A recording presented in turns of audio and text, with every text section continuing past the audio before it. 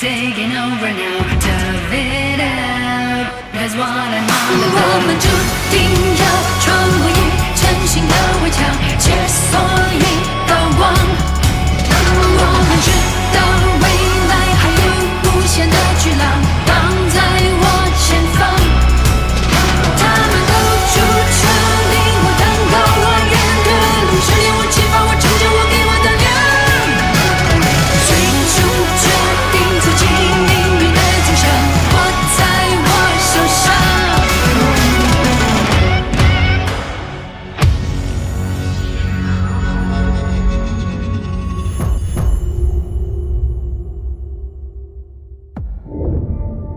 莫先生，那一刻的内心感受是什么？我的感受是，人应当适度的发发威，要不然别人总会觉得你好欺负，会一直把你踩在脚下。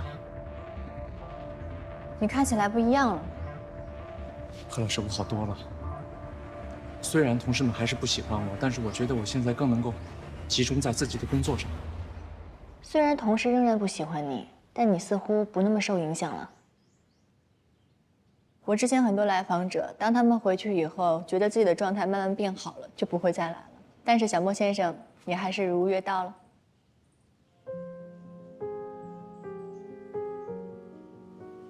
我觉得我还是离不开这层关系。小莫先生，我觉得你可能有话要讲，但是你还没有准备好。我不是受害者了，我不再是了。不再是受害者，让你感觉到开心。我不开心。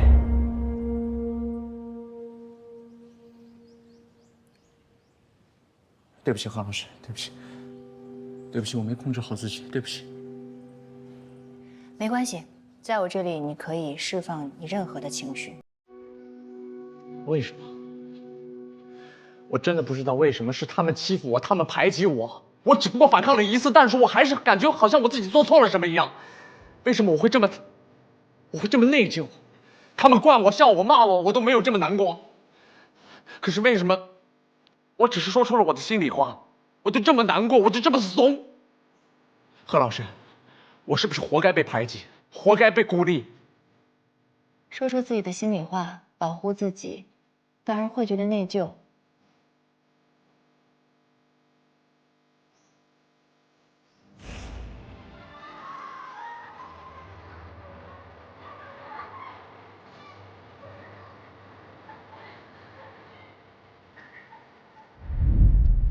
如果说出自己的内心真实想法是保护自己的最好方式，可你的感受是，你的安全不应该建立在伤害别人的基础之上。哎，为了感谢你在考场上严守考规，成功阻止我们误入歧途，哎，我们给你买了个小白兔奶糖。不用了，不用了。让你接就接，斯卡，快一点儿！特别甜，尝尝。快吃！再怎样就告诉老师。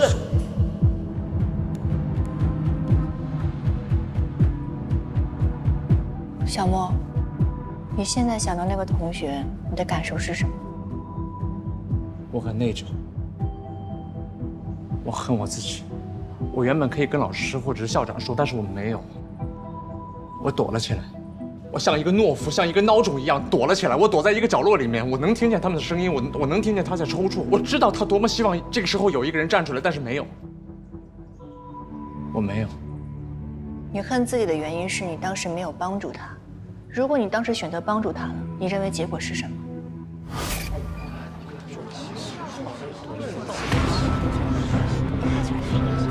就那个打那个无浪费。你现在想到什么了？我又被孤立了，我又被打了。发生了什么吗？因为我帮了他。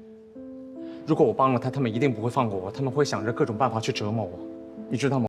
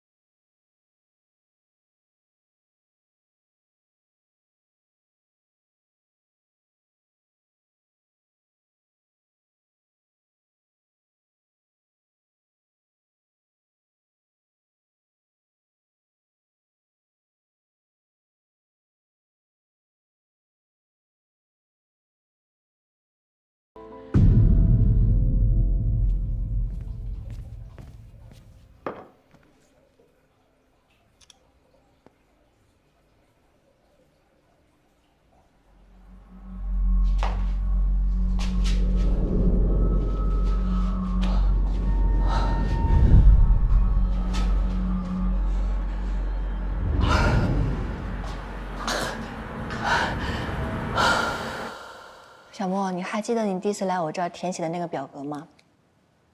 当时有一条上面写的，要是我没能做到随时付出我的全部，我会觉得自己是个坏人。在这一栏当中，你打了一个符合。何老师，我就是一个坏人，我太自私了，我太自私了。可是小莫，你觉得你不值得被保护吗？你保护自己没有错，如果你想成为一个更勇敢的人，你想去保护别人，那首先你要做到的是要保护好你自己。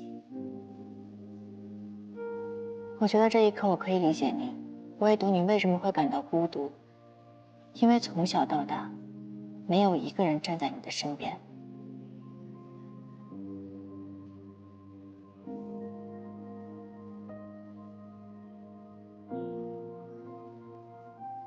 我们现在想象一下，你的脑海里浮现一幅画，不要给自己任何的压力。你现在看到了什么？我看到了我小时候住的地方。很好，你现在把自己想成童年时的自己。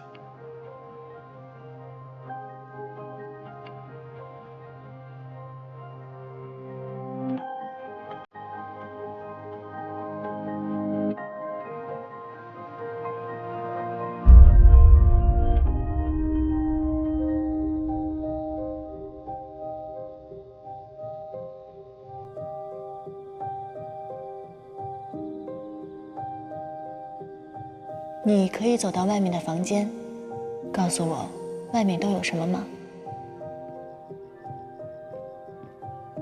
这是我们在客厅，爸爸妈妈在工作。很好，现在请你走到他们面前，叫一叫他们。爸爸妈妈，告诉他们，你在学校过得不好。最近班上的同学老是欺负我。是吗？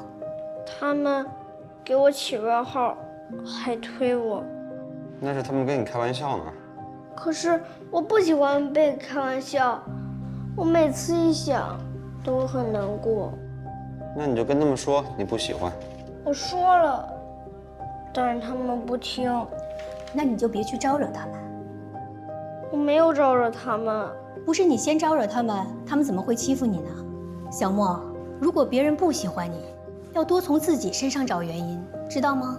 莫雨，你得学着跟同学们搞好关系，不能总像跟爸爸妈妈在一起这样，跟同学耍小性子啊，乖。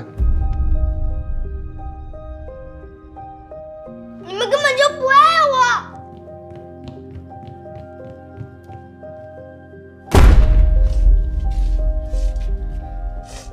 小墨雨，不要难过了。现在我们要让长大的你通过时空隧道穿越过来，告诉你一些关于童年不一样的事情，好吗？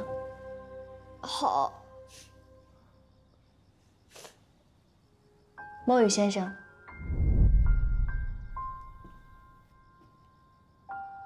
他现在就在你面前了，你有什么话想跟他说吗？为什么爸爸妈妈要替别人说话？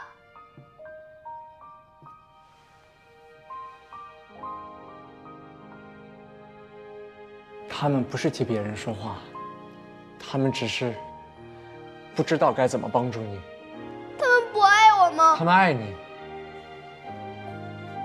他们只是没有时间告诉你。为什么大家都要和我开玩笑？我不喜欢那些玩笑。我每次一想，都会难过。墨雨，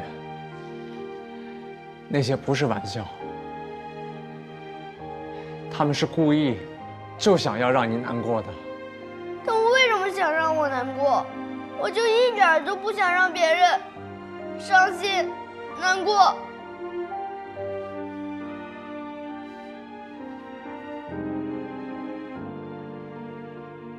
你说的对，让别人难过是错误的，那些故意伤害你的人，他们都是不对的。可是我很害怕打不过他们。你不需要打过他们，你只需要保护好自己。如果他们想打你，你一定要去告诉老师，告诉警察，告诉他们你现在所经历的一切，千万不要相信他们的威胁，这样就可以了。我就只能待在这里了吗？我能跟你走吗？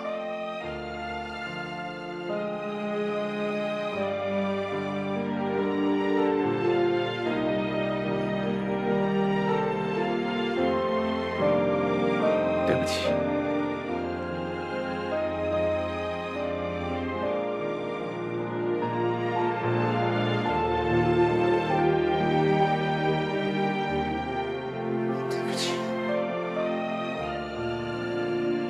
没关系，小莫，我就留在这里。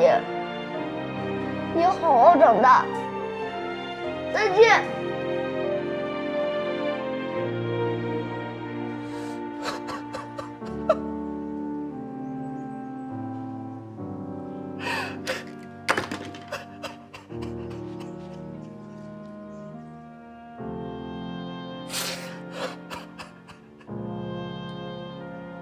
小莫，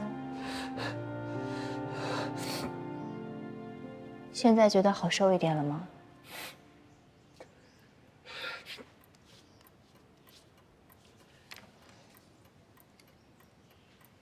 对不起，何老师。一个大男人在你面前哭成这样，对不起，我很久没有这样了。我明白你的心情，但我觉得很开心，你在这里释放了你的情绪和压力，并且讲述了那些对你很重要的事情。我还会再来的。期待下一次我们的咨询。何老师，我想去应征我们部门的主管，你觉得可以吗？这个问题留到我们下次咨询再讨论，可以吗？好，谢谢啊。不客气。我挂一个内科的专家号。实在不好意思啊，您挂这个号今天没有了。又没有啦？实在不好意思，要不然这样吧，我给你挂明天的号吧。现在呢都可以在网上挂号的。哦，对的对的，我可以在网上找是吧？对。哦，可以的。哎，我给你写一下操作流程吧。你回去呢可以让你的家人帮你上网挂号。哦，我女儿很忙的，不舍得打扰她。没事的，我可以试试。哦，行。活到老，学到老，我试试。哎，你等等，有人退号了。真的？哎呀，真的是脑袋好不如运气好。好的，谢谢。好的，太好了。血压高吗？不高啊，前天我还在我们社区检查过了。平常的时候，我每天早上测一次，晚上测一次，都挺正常的。这只是例行提问，您不用紧张。因为高血压总会出现头痛和恶心症状，血常规、尿常规还有血糖的水平，各项指标都没有什么太大的问题。大夫啊，我会不会是脑瘤啊？那您除了头痛和恶心之外，还有别的症状吗？有啊，我有时候突然就眼睛花的什么都看不清了。这个视力模糊的成因啊有很多，但也不能完全排除有这种可能性。如果您经常出现头痛、头晕、恶心的症状呢，可以在家人的陪同下去做个核磁共振。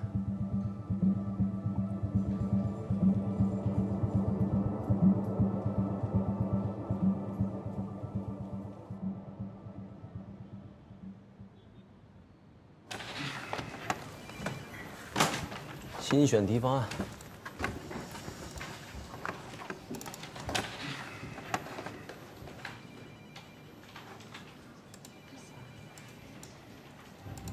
什么梦把你吓成这样？为什么？我是想到了一些不好的事情。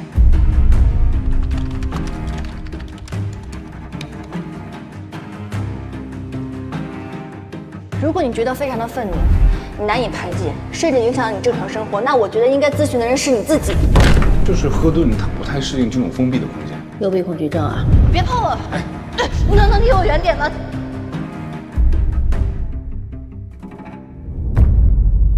别再叫我俊俊了。那为什么阿姨也叫你俊俊？俊俊是我弟弟的名字。他在8岁那年已经死了。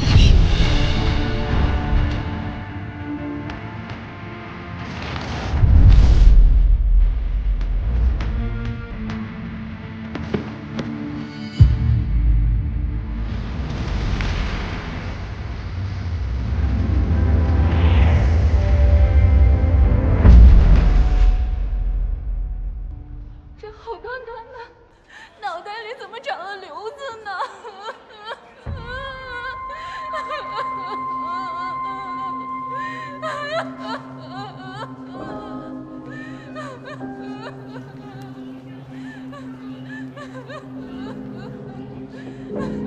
下一位，赵希平女士。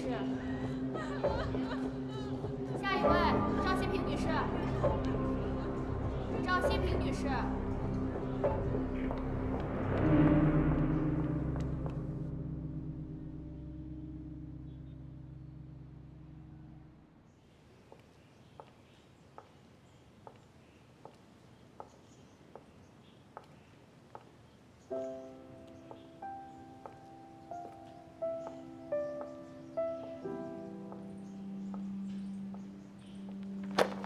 丽丽，哎，你在家呀？我以为你出门了呢。你要出门吗？对啊。哎，你没事也别老在家窝着了，没事儿也找老钱或者老爷出门散散心。我真怕我不在家，你一个人在家憋坏了。你要去谈恋爱吗？啊，对。丽丽，我这段时间实在太忙了，所以我没能观察到你的感受，是我忽视了你，对不起。不是，我谈恋爱跟你忙有什么关系啊？没事儿，你别多想。我的意思是说，我对你的关心不够，确实是我的问题。如果有时间的话，我们两个坐下来一起聊一聊，好吗？不是老贺，你一定要让我每天都黏着你吗？就像个大闲人似的，等着你关心我呀？我就谈个恋爱，不至于啊。丽丽，你谈恋爱是个好事，但是我很怕你冲动行事，你明白我的意思吗？我谈个恋爱，我冲动行事什么呀？我不是那个意思。那你什么意思？我觉得物质条件是很重要的一点，但是我希望你能够看清楚这个男人他是不是真的喜欢你，他有没有想对你负责，你要好好的考虑一下。看到豪车了。我只是怕你又跟以前那样，又像以前一样攀高枝被人骗是吗？我在你眼里就是一个悲剧，对吗？你知道吗？你是我最好的朋友，但是为什么这件事情我一直瞒着你？就是因为我受不了你一直想要拯救一切人的样子，你好像总是站在道德的制高点来批判我，我好像做什么都是错的，在你面前我就像是一个乳臭未干的孩子一样。是，我承认我就是喜欢有钱人，我就是缺乏安全感。我就是喜欢大叔，因为我缺少父爱，怎么了？我满足我现在的生活，我会对我的选择负责的，懂吗？丽丽，你刚才自己也说了，你是缺乏安全感，所以你不是真的爱他们，你只是需要他们，你能明白吗？你能听我说完吗？我不明白，我不想听。能不能听我说完？你不是真正的爱他们，你只是需要他们，但请你相信。你以后一定能遇到一个你真心喜欢的人。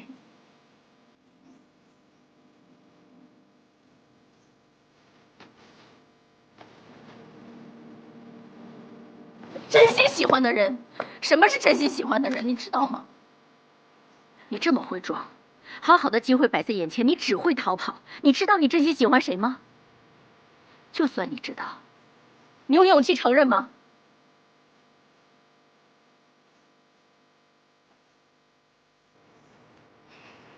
该说的我都说，该做的我也尽力了。你保重吧。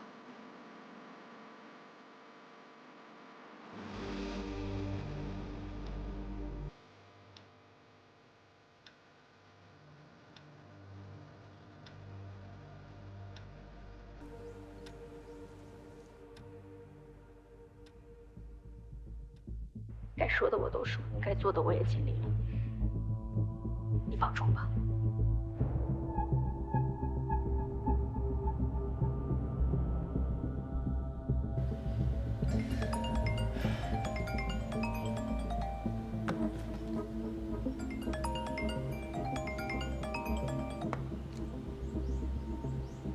佳慧，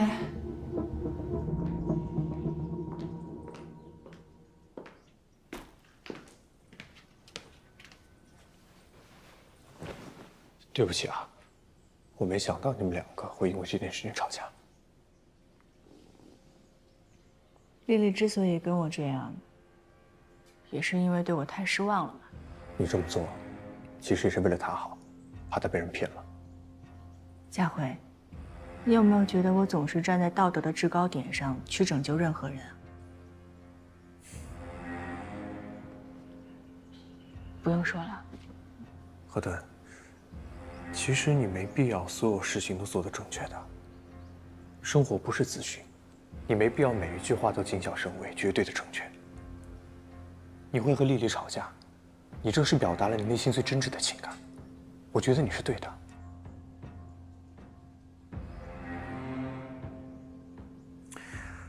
时间差不多了，走吧，我送你去画坊。嗯，你今天不是有直播吗？现在过去，时间正好。你这么会装，好好的机会摆在眼前，你只会逃跑。你知道你真心喜欢谁吗？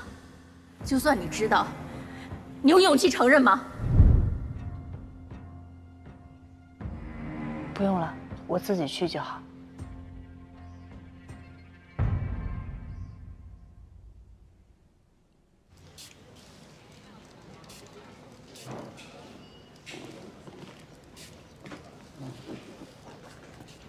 钱哥，这花房都已经够漂亮了，你怎么又买了绿植啊？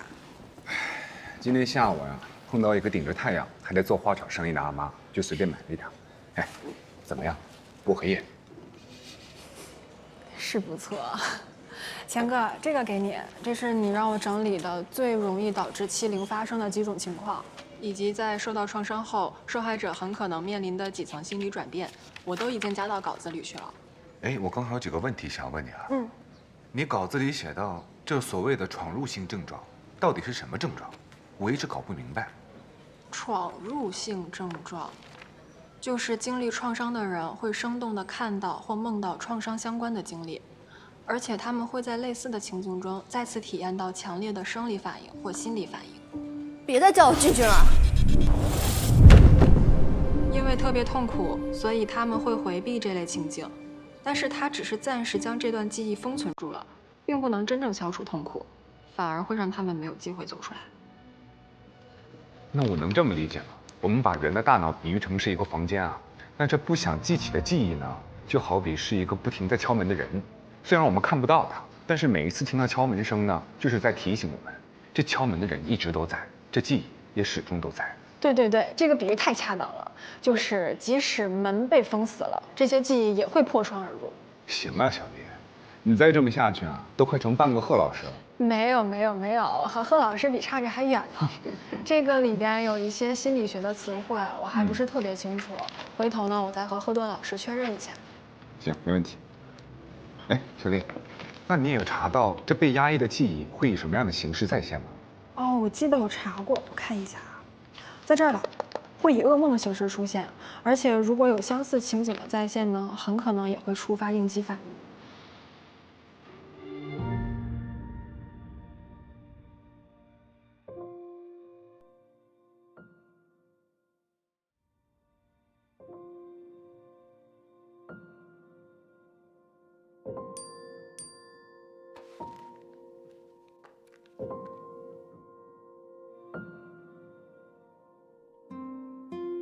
我知道你想问我什么，你不就是想问我是不是谈恋爱了吗？如果你谈恋爱了的话，我会为你感到非常高兴的。只是我很担心。丽丽，你刚才自己也说了，你是缺乏安全感，所以你不是真的爱他们。不明白，我不想。你能不能听我说完？你以后一定能遇到一个你真心喜欢的人。真心喜欢的人？什么是真心喜欢的人？你知道吗？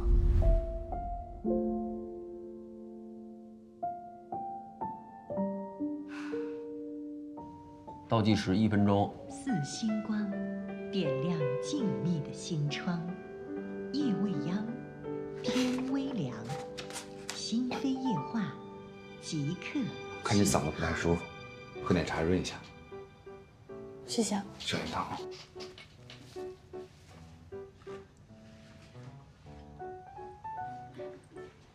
你怎么今天把这屋弄了这么多植物啊？想开个植物园啊？啊？有这么夸张吗？他们说绿植可以清新空气，来，你闻闻这株薄荷。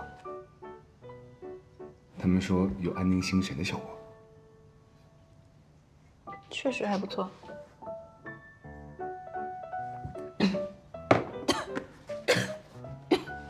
谢谢。这只有桉树香的味道。嗯，精神舒压。你这还弄了个娃娃，喜欢吗？我买了2个，开心娃娃。你要是喜欢的话，可以带回家。你都什么时候准备的这些啊？节目还有3秒，继续。3、2、1。欢迎回来，这里是心扉夜话。那我们接下来要聊的话题呢，是跟校园有关的。何老师，如果你可以穿越回校园时代，来到一个被孤立的同学身边，他每一次呢，只能远远地看着其他同学在嬉戏打闹，却无法加入进去，你会对他说什么？我想我会对他说，你并不是孤单一人。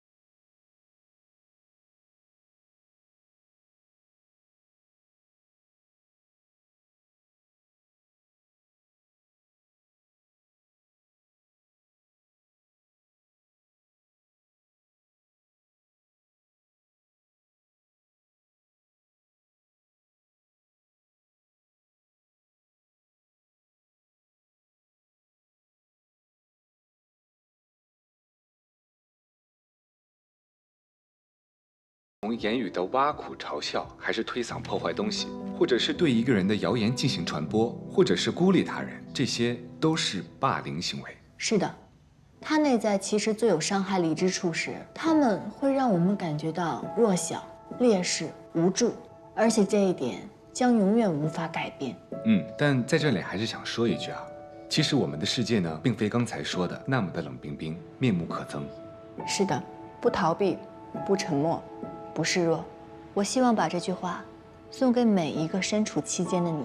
只要你需要，你愿意伸手，你愿意张口，总有一双善于倾听的耳朵在等你。你并不是孤单一个人，你可以改变自己。你并不是孤单一个人，非常温暖的一句话。哎，那何老师，我还有一个问题，对于那些犯过错的人，想要改正自己，想对那些曾经伤害过的人说一声道歉，那这样的道歉你怎么看待？或者说你会接受吗？我想总要给善良留一个出口吧。好，亲爱的听众朋友们，今天的心扉夜话呢，就陪大家到这里，我们下期再见。老钱，来一下。哎，你等我一下。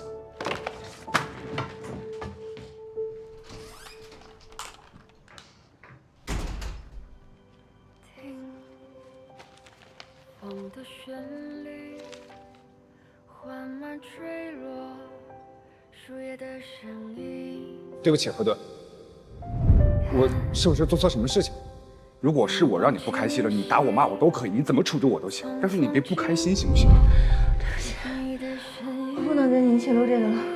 为什么？如果要是因为刚才的事情，我向你道歉。是我的问题，我没有办法在没有窗户的房间里待3个小时，我肯定做不到的。各位亲爱的听众朋友们，晚上好，这里是正在为您直播的心扉夜话，我是你们的主持人钱开义。下面有请我的搭档贺顿。那忧伤却美丽的这是台里固定的宣传模式，之前都拍过。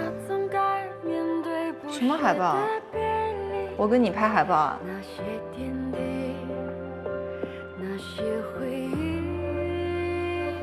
我可是你的搭档，大搭档，怎么能这么狠心的区别待遇呢？擦擦你脖子吧，都是灰。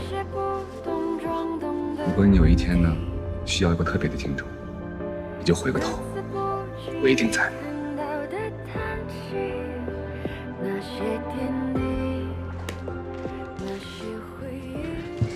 乐乐，你等我一下，东子在整理数据，一会儿我送你回去，我再给你带着荔枝回去。啊，别，你给我带回去，我会忘记浇水的。不是还有丽丽吗？她可以照顾好了。没关系，我不带。怎么了？身体不舒服啊？那要不要我先送你回去？不用，我今天回我妈那儿，不回咨询室了。你不是还要去忙吗？去吧。老钱。行，那你到家了跟我说一声。钱开义，谢谢你为我准备的这些。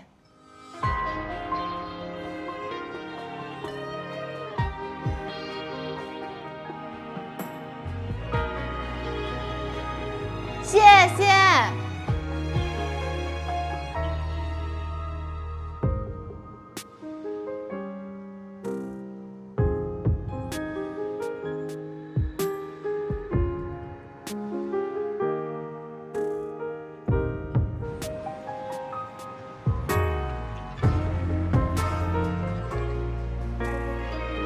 拼个桌可以吗？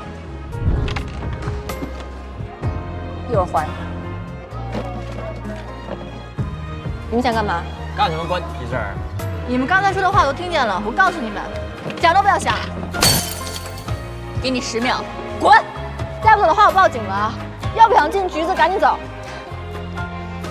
给你2个选择：一，让我成为你的心理咨询师；二，让我成为你的好朋友。你选2。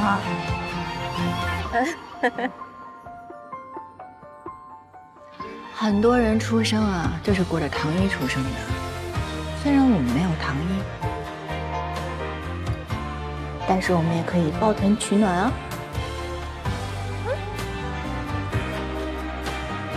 小贺，遇到你真好，我也是。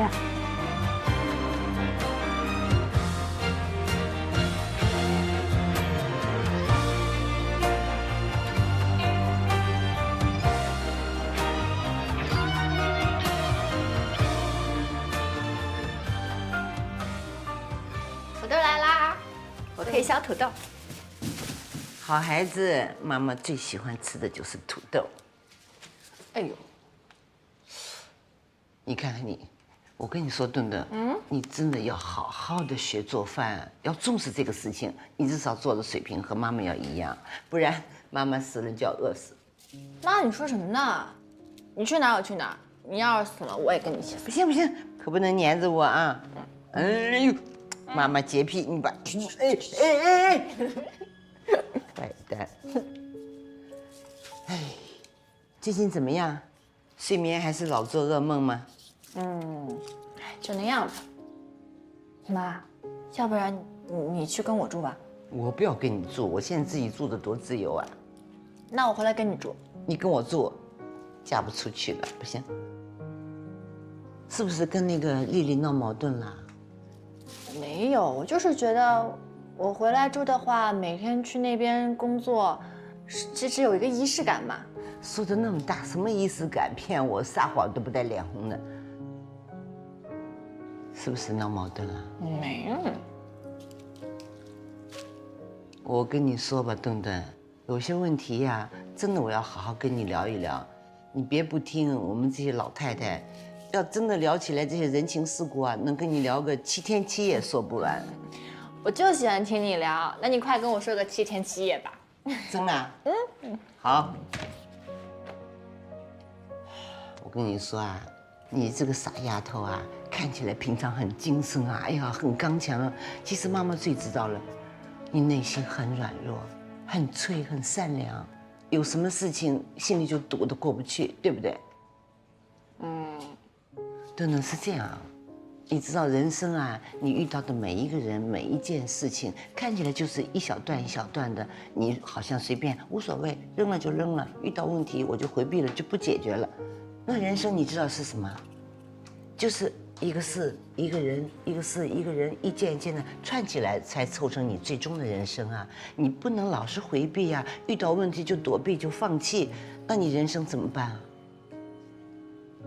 哎，就拿这个丽丽来说吧，我不知道你们俩闹了什么矛盾啊，不管谁对谁错，你大度一点，这么好的朋友，这么就放弃了，要勇敢的去面对，问题回避是解决不了的，你听见吗？就知道你是蚊子啊？妈，你别说了，我知道了。说了。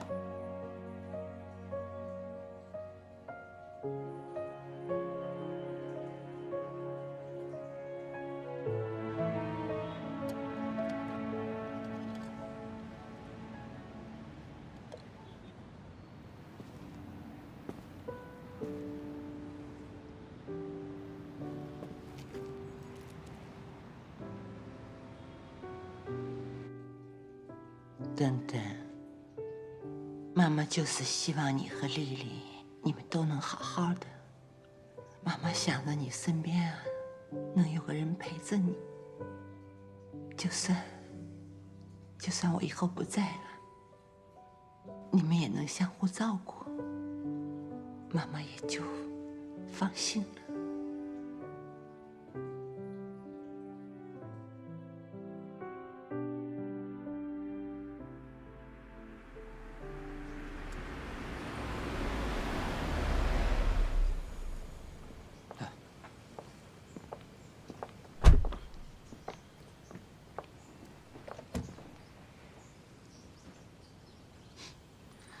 搬进来以后呢，有任何问题随时和管家联系，我后边再去帮你添置一些生活用品还有家具，什么都不用担心。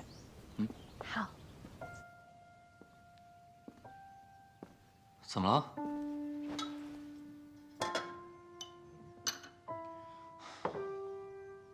我呀是真没想到，我的竞争对手呢，竟然会是一个女人。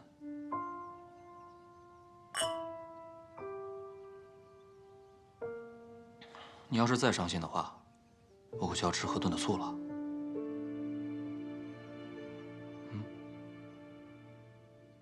我走之前说了好多伤害他的话，我也不知道我是怎么了，我觉得我好自私。老贺是一个从来不会主动表达自己情绪的人，他这次一定伤心死了。你知道吗？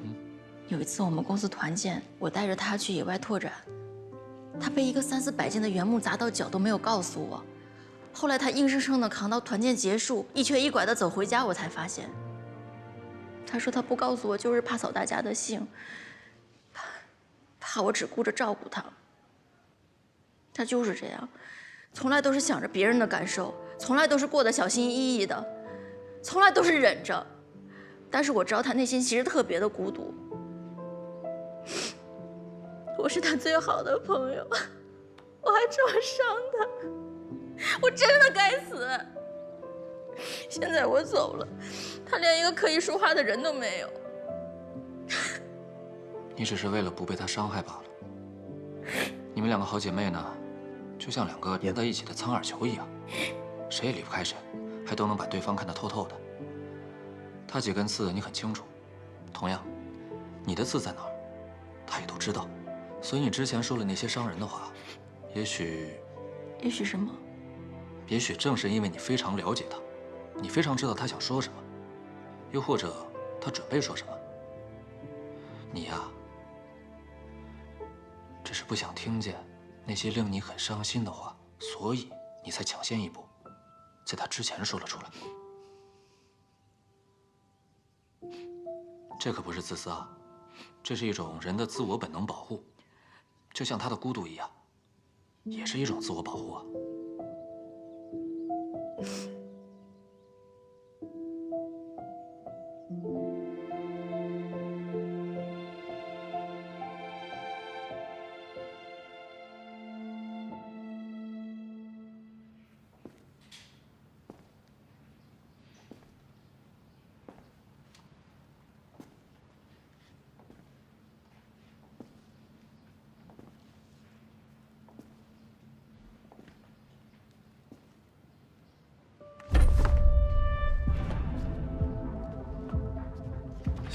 小伙子，你是要买这本书吗？季教授，你是？教授，这是佳慧，季教授。教授你好，我叫叶佳慧。你好，上次送小何来的。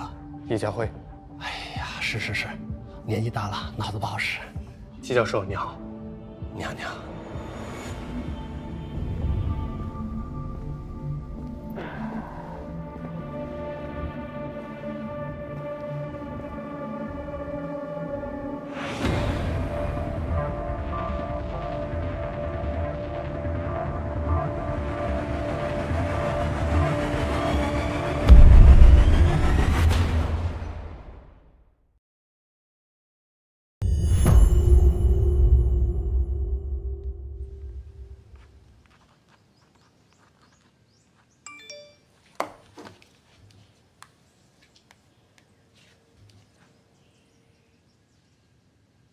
丽丽，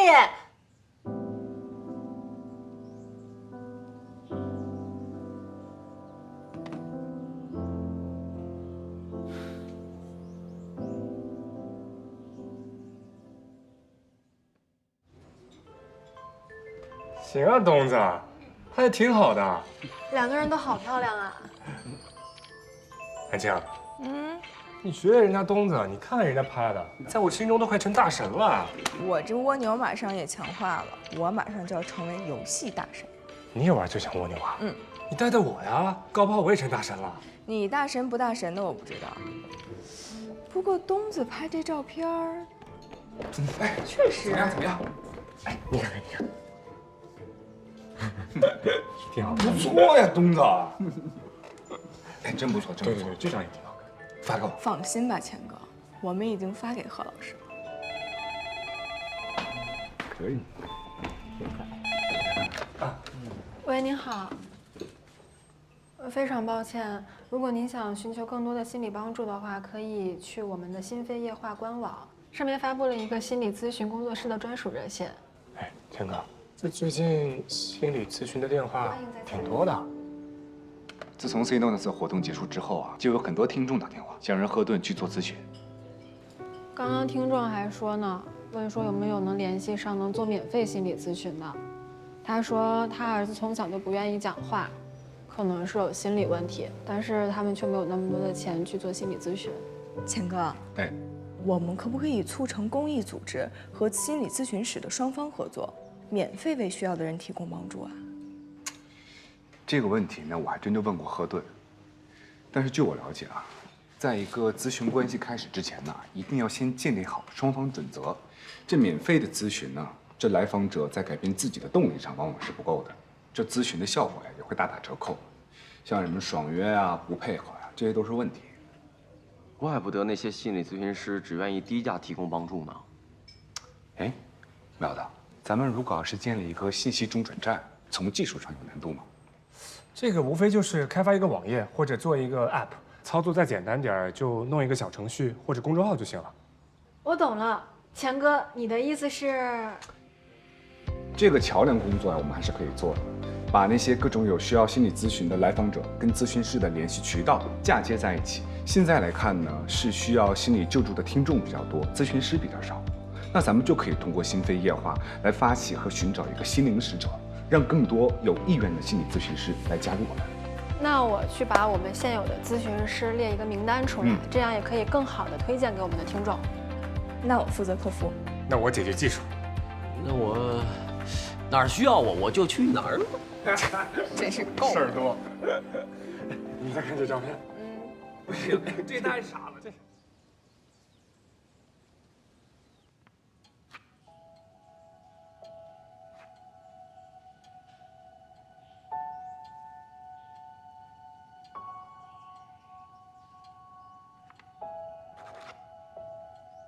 詹女士你好，何老师你好。这是我们第一次来咨询，所以我可能会向你提出很多的想法跟问题，我会记录下来。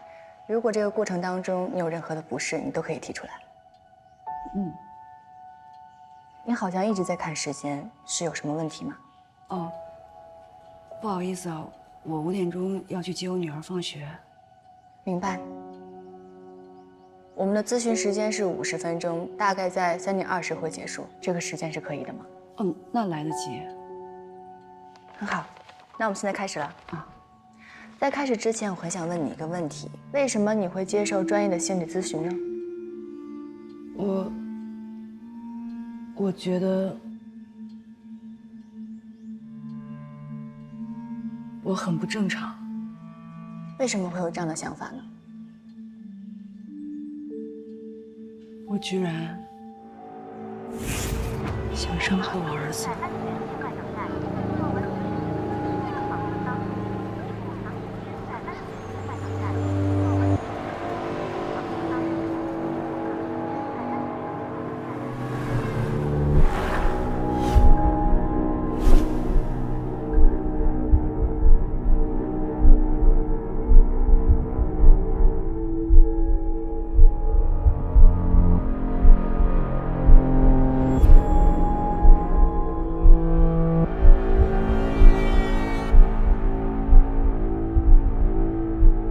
这只是你的臆想，这样的行为只停留在你的脑海里，对吗？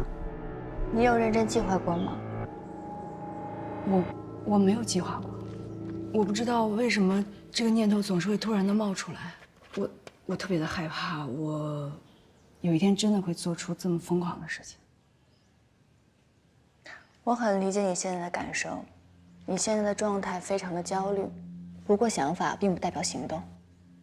我们的大脑每天有无数的想法，也许这个想法不一定是最可怕的，但却是最令你担忧的。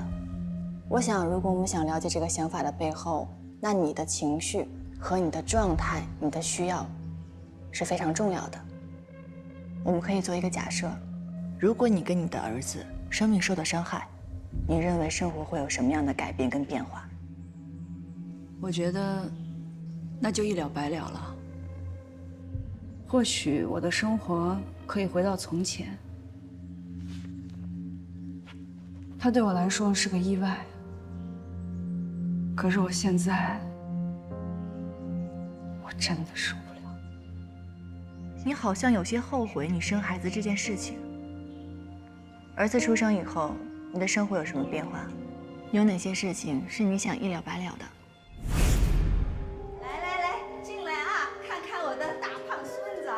刚生下儿子那会儿，我还在喂奶。我婆婆特别兴奋，总是喜欢突然就带着一群人回家，在大家面前，我觉得自己特别尴尬。她还当着所有人的面就把孩子从我怀里抱走，她就是想大家看我笑话，连个孩子都抱不好。我在家里就是个免费的保姆，老公下班回家，做出一副很想带小孩的样子，其实满脑子只有他的球赛。我刚趴着把地板擦干净，刚停下来站一会儿，就被婆婆使唤去做菜。她那个急吼吼的样子，就见不得我有一刻空闲。菜刚下锅，老公就在那边喊我。饭好了吗？搞得像是全世界的人都要等我炒好菜才能有饭吃。还有10分钟，饭好你去吧。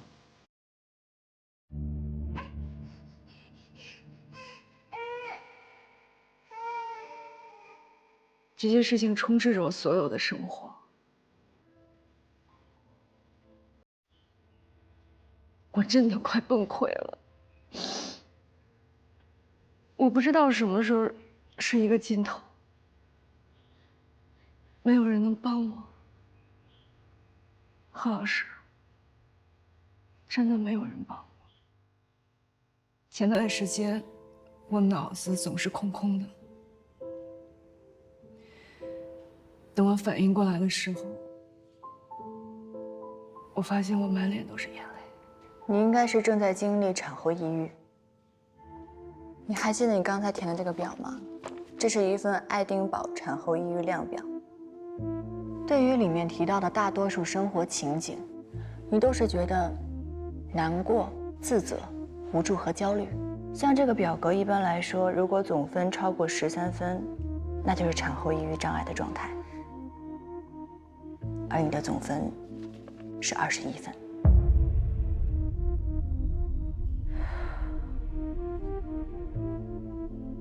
以前总是听别人说这个病，但我真的没想过我会得这个病。首先，我觉得你先不要担心，像产后抑郁其实很常见，只不过以前很少被人重视。在我们国内，每年会有1500万新手妈妈，那其中有60%到80%期间，在产期或者是产后都有不同程度的抑郁情绪，只有接近20%会发展到产后抑郁症。每年会有1000多万不开心的妈妈，1000多万？没错，你并不是一个人。我想去做个咨询。做咨询？什么咨询？心理咨询。何老师，如果跟别人说这个病，人家会不会觉得你特别矫情？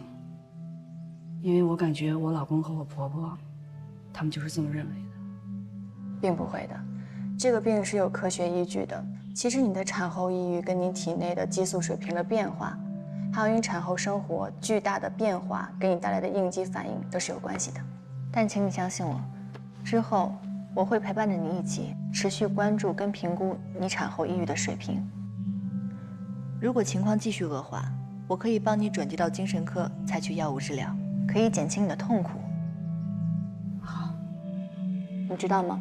人在抑郁的情况下，其实会有认知三联症的。什么叫认知三联？简单的来讲，认知三联症，自我、环境，还有一个未来。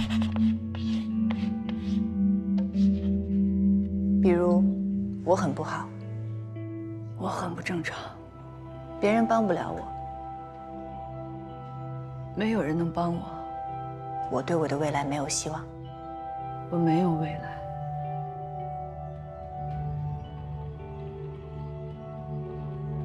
但是你的想法并不是事实，请你相信我，随着你的激素水平逐渐平稳，还有我会陪你一起面对这些问题，你的抑郁会有改善的。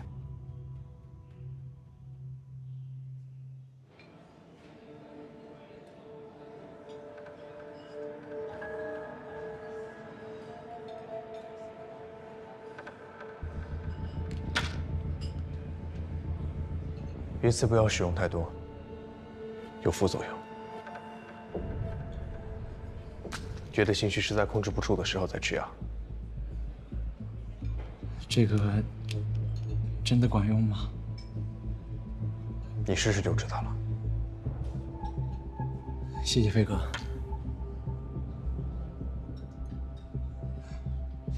其实我每次从贺老师那出来，我都感觉，好了很多。他对我很有耐心，所以我想。他治不了你的病，不然为什么你咨询了那么多次，情绪还是不稳定？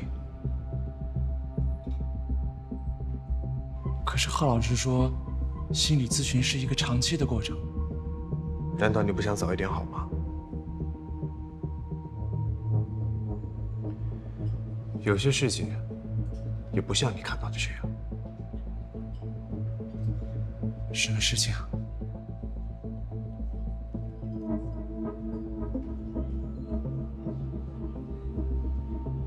之后你会知道的。飞哥，飞。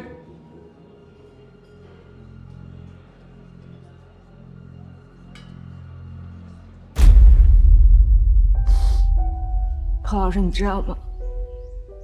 每次我想伤害我儿子的时候，我都觉得我特别像电影里的杀人犯。我不知道我是不是真的疯了。你有这样的想法很正常，人在抑郁的情绪下很容易产生自杀的想法，想要带着自己的孩子一了百了的情况也会发生。也会发生吗？是的，我觉得你现在不必太过于担忧你这个想法。其实关于你这个想法，我们可以深入了解一下，也许能够帮助我们去理解它。那么詹璐，你仔细回想一下，在什么样的情况下，你这种想法会经常的出现呢？把椰子的绘画兴趣班给停了吧，反正我们也不要把他培养成什么大艺术家，你说是不是啊？椰子，干嘛呢？跟你说过多少次啊？不要惹弟弟，不要惹弟弟。宝宝乖啊，宝宝乖，豆豆乖。讨厌。妈妈。你很担心你的女儿会遭受不公平的待遇。贺老师，你也能感受到，我婆婆非常的重男轻女。我不希望我女儿在这样的家庭环境中受到伤害，我必须要保护她。你觉得女儿在奶奶那里受到的委屈会怎么样？她心里一定会很难受，她一定没有现在的性格这么好，可能会影响她一辈子的。所以你很担心因为奶奶的重男轻女而伤害到她。我也受到过这样的伤害，直到现在，我都没有办法恢复。因为你经历过，所以你明白那种痛苦。每当你担心奶奶重男轻女伤害椰子的时候，你伤害儿子的想法就更容易出现。无论是对哪个孩子，我都不是一个好的妈妈。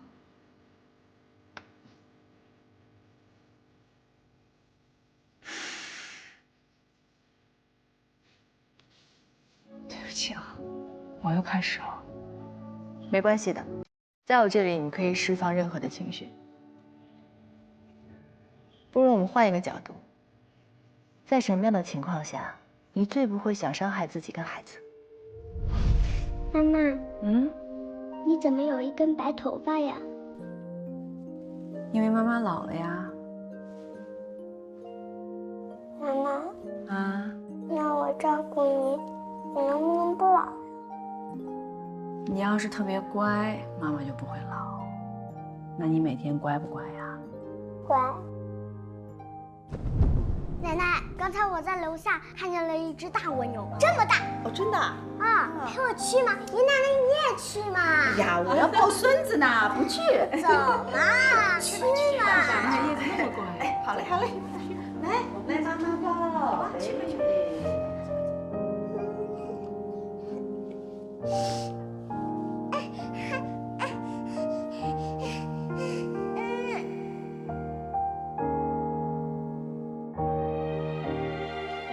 妈妈，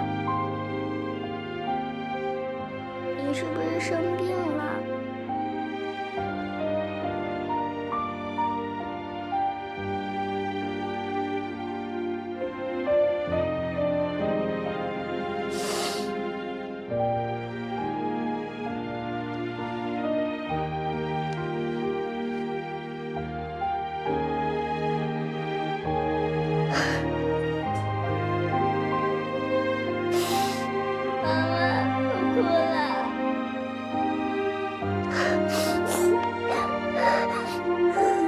不哭不哭，妈妈不哭了，你不哭。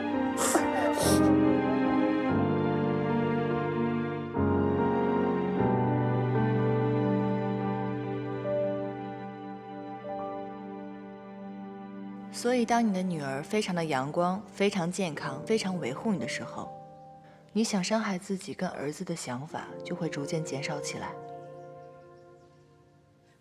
对不起啊，何老师，我到时间了，我得去接我女儿放学了。今天谢谢你啊。没关系，那我们今天咨询就到这里。哦，对了，何老师，我觉得我女儿给了我很大的精神力量，或许她没有我想的那么脆弱。你女儿一定很可爱，你很幸福。我很幸福，谢谢，再见。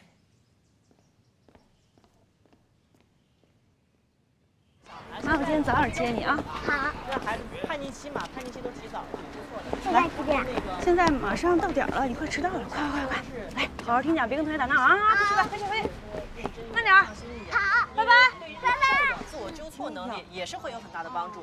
不认真听，主要是不好好学。另外这一周啊，我们班上的张涵一进步是最明显的。那个小刘老师，我是椰子的妈妈，我想问问椰子最近的情况。这个每天的小测验做完以后，我都会让孩子回去跟家长一起做电子错题库。这都1周了，全班就你家孩子没交。是这样啊，那个我回去就给补上，不好意思啊。没事。现在这小孩不好学。小刘老师，你家肯定想报个兴趣班，你给我推荐推荐。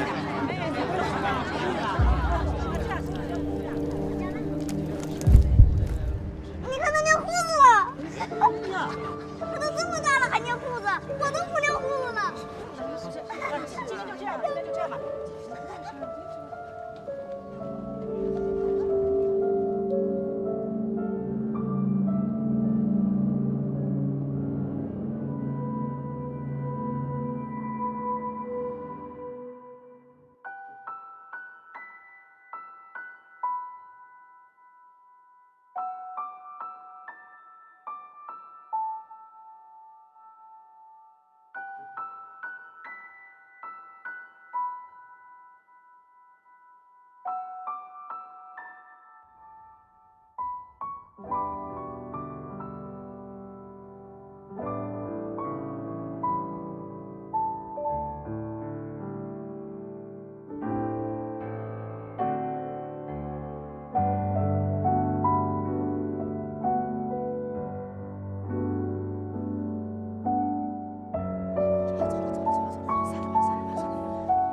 你别过来！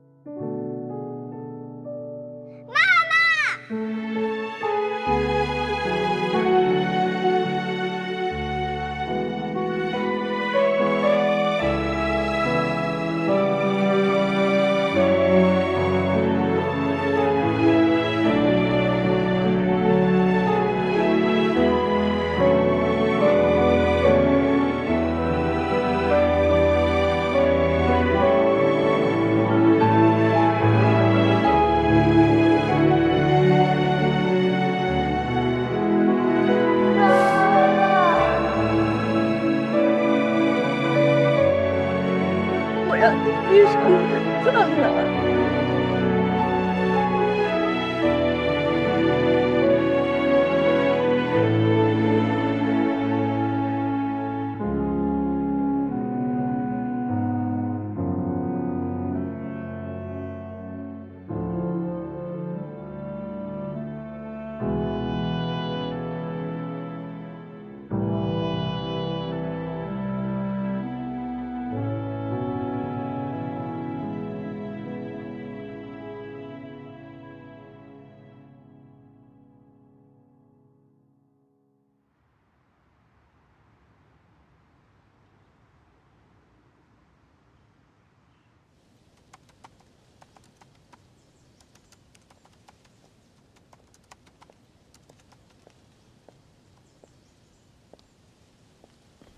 您好，请问您是来咨询的吗？我找汤丽丽。丽丽她有事出去了，您有什么事儿可以跟我说，我帮您转达。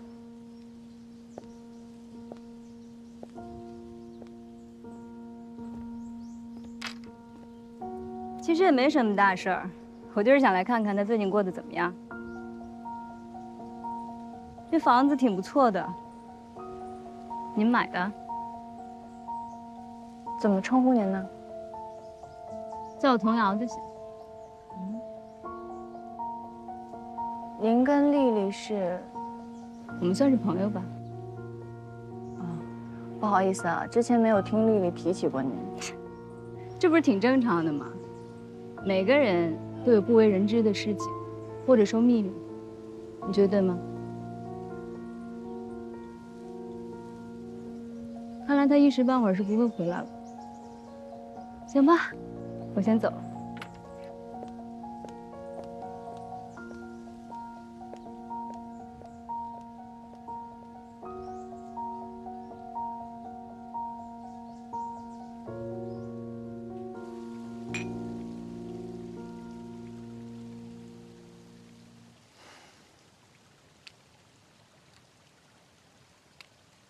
钟怡，嗯，谢谢你，谢我什么呀？谢谢你为我做了那么多呀。谢谢你帮我妈妈盘了店，你知道吗？她现在天天忙着打理，都不怎么去打麻将了。为了你一个店铺算什么呀？只要你不再为他操心了，才是最重要的。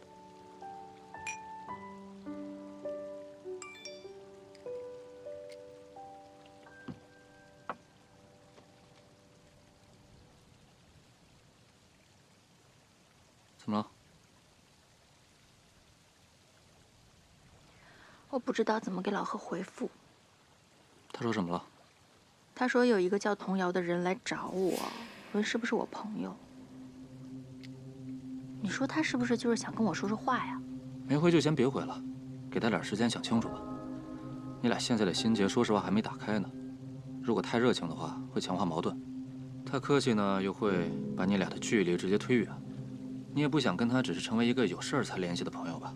当然不想。嗯，我觉得你说的有道理。文字呢，表达不了语气，会显得很尴尬的。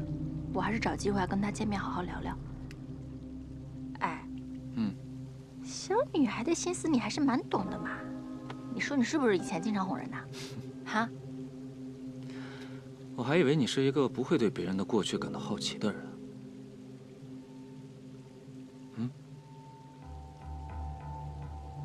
我本来不好奇，但是你这么一说，我就好奇了。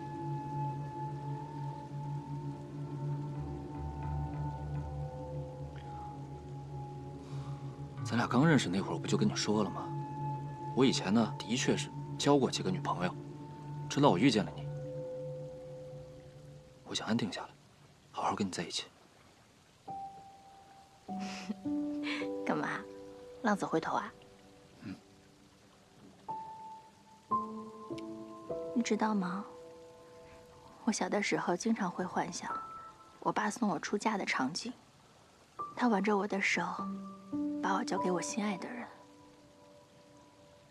但是呢，再也没有这个机会了。不过，我爸要是知道有一个人对我这么好，他一定会很开心的。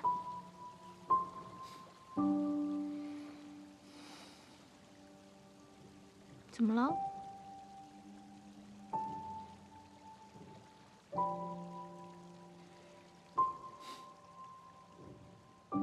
我在想，我一定要给你一个最好、你最喜欢的婚礼。我还以为某些人不情愿呢。哼，想什么呢？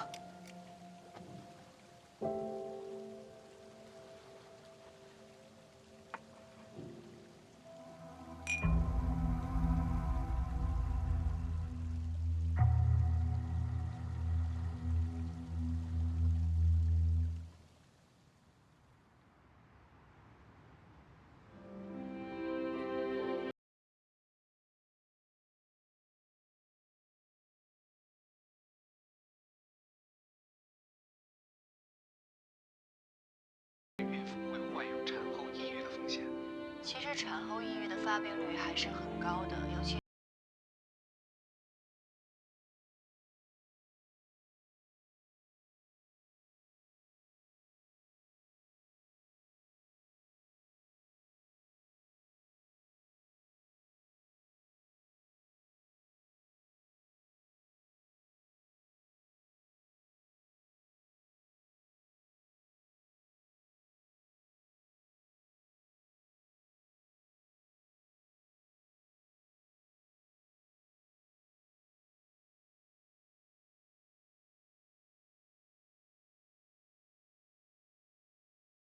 新生父母来说，家庭的陪伴跟支持是非常重要的，可以大大的降低产后抑郁的发病率。那我们刚才聊到的是新手父母的问题，那是不是对于那种二胎家庭有了经验的就会好很多？其实不是这样的，大家有一个误区，二胎孕妇更容易有抑郁症的发病率，因为她们会面临比一胎更大的压力，这个时候家庭结构也会产生了变化。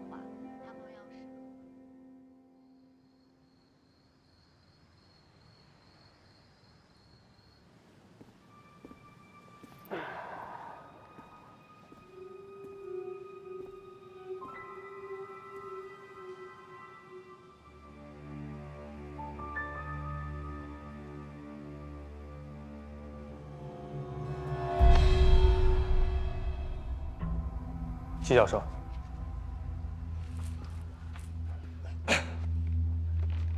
这是，我看就剩最后一本了。哎呀，君子不短所爱，谈不上所爱，您就收下吧。我和这本书啊没缘分，有过3本了，一本都没留下。谢谢你的好意，还是你收着吧。我之前在赫顿家见过一本，难不成？借出去的书，泼出去的水，一本在学生那儿，一本在同事那儿，还有一本啊。哎呀，时候不早了，有机会到家里来聊啊。我送你回去吧。哎，不用，活动活动对身体有好处。上次因为忙别的事儿把你怠慢了，你不但不介意，还送我书。小贺有你这样的好邻居啊，我就放心了。赫顿的老师自然就是我的老师。怎么，发展那么快？您误会了，我就是对心理学比较感兴趣。现在先跟您套套近乎，日后再来讨教。一本书匠收买我，你这如意算盘啊，打错了。赫顿的孩子吧，爱较真儿。有时候忙起来，连饭都顾不上吃，性子又急，容易得罪人。什么时候得罪人了，远水救不了近火。你呀，得多看着他点。赫顿是我的朋友，您大可放心。有机会到我家，尝尝我的手艺。我是飞。好，一言为定。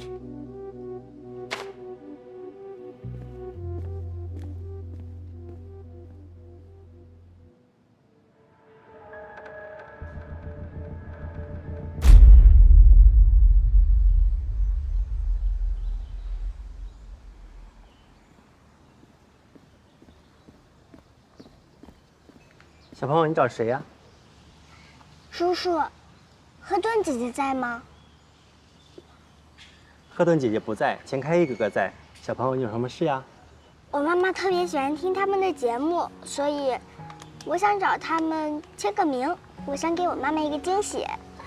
真乖，可以的，你进去吧，叔叔帮你看着。谢谢叔叔。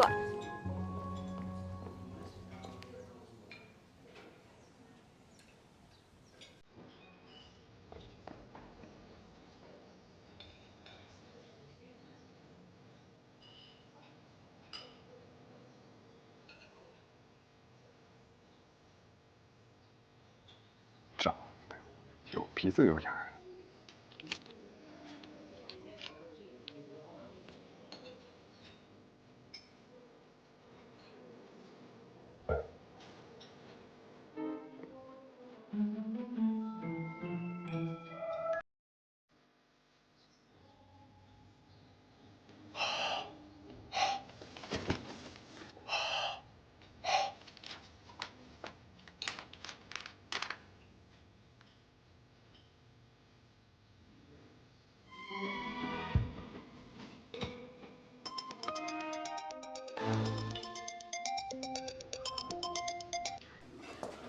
哎，丽丽，老钱，我从老贺那儿搬出来了。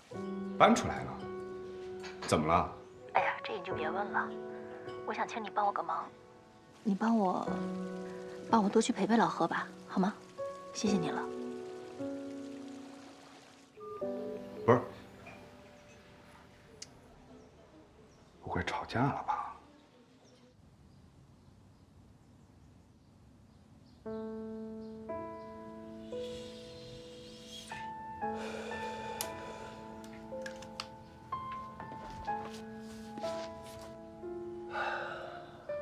这是，我看就剩最后一本了。哎呀，君子不短所爱，谈不上所爱，您就收下吧。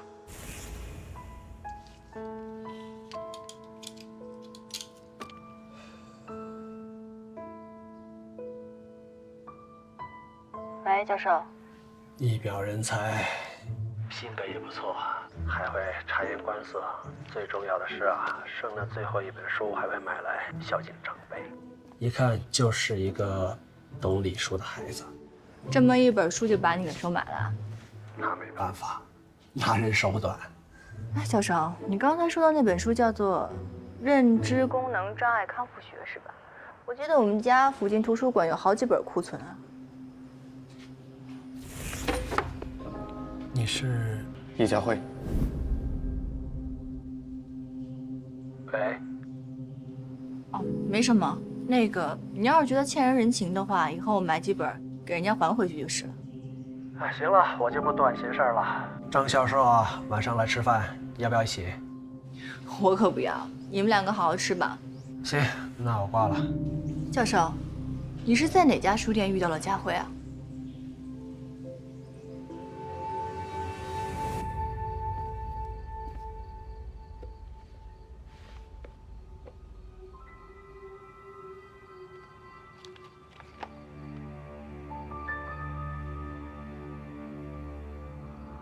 在外头人模人样的，怎么到我这就鬼鬼祟祟的呢？我这叫视察，我看看你从我那儿收了多少本书，你欠我多少，我得心里有数啊。你说什么就是什么，有想看的直接拿走。哎，先别拿，出来搭把手干个活，别老占我便宜。人呢？哎呀，来了！这个老狐狸就知道使唤人。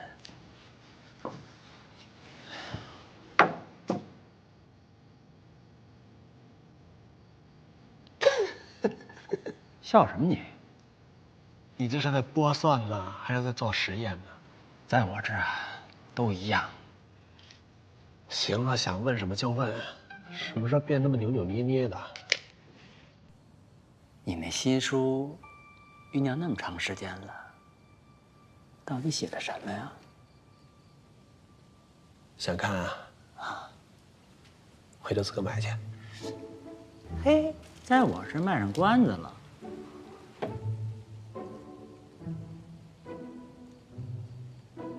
行了，别在我这碍眼了，该干嘛干嘛去。还瞧不上我了？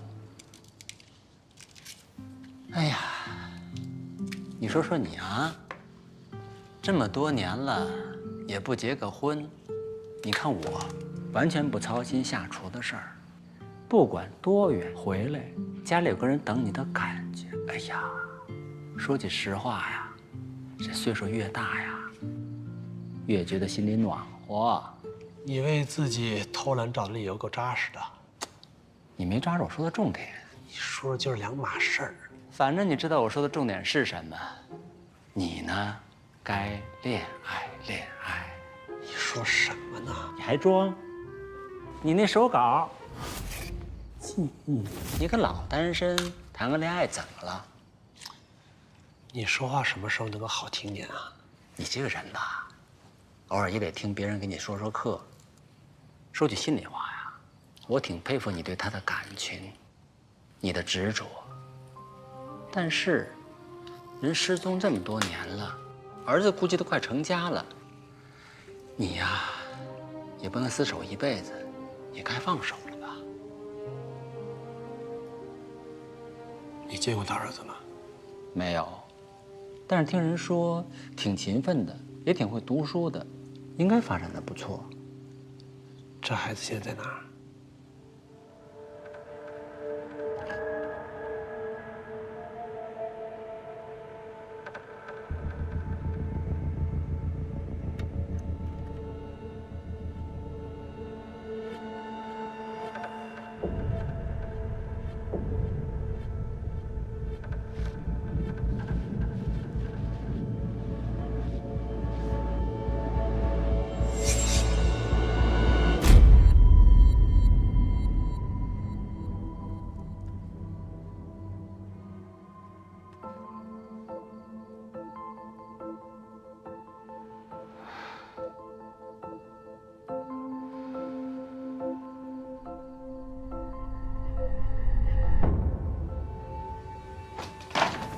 霍顿，哎，家辉，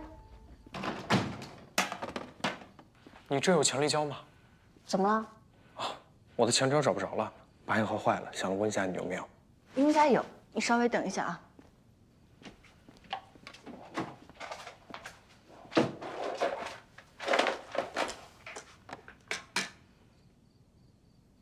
这个是吧？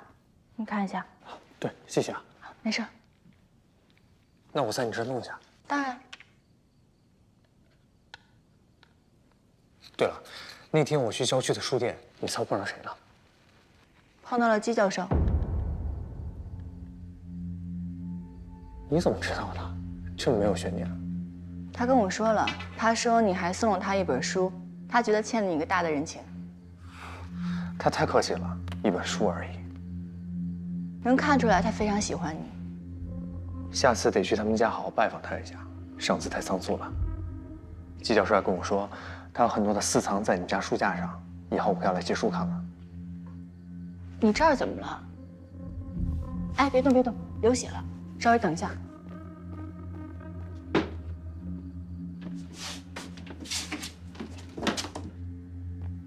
可能是做鸡心瓜的吧。我帮你消个毒吧。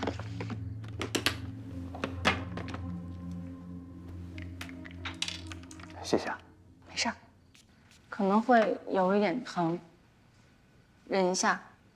疼吗？一点。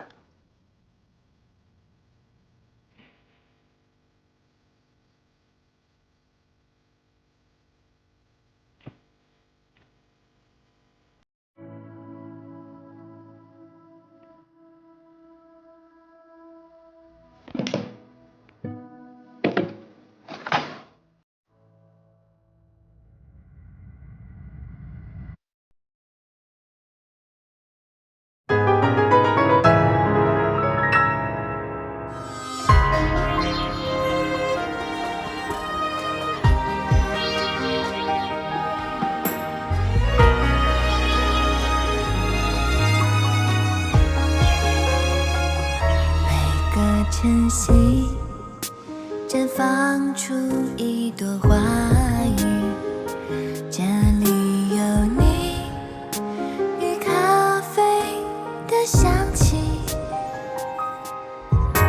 无论是阴霾转雨，还是天气忽然放晴，我都想和你在一起。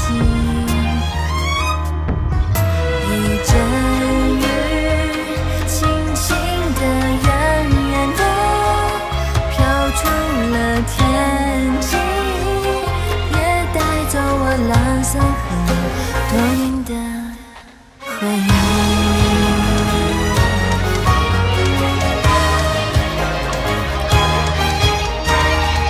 云绽放出晴朗如歌的风景，也看见你